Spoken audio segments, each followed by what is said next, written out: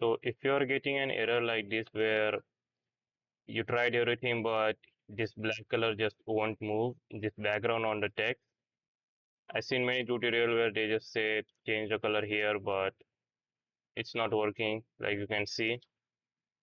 The way to actually fix this is first select all, and if you tried anything here, just select no color.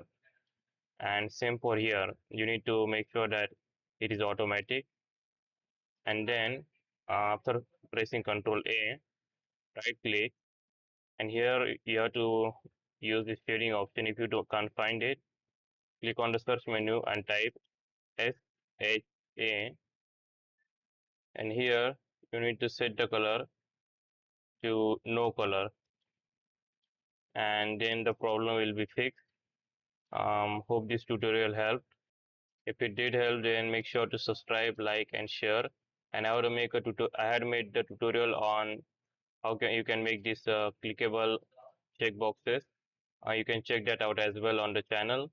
Thank you for watching and see you in the next one.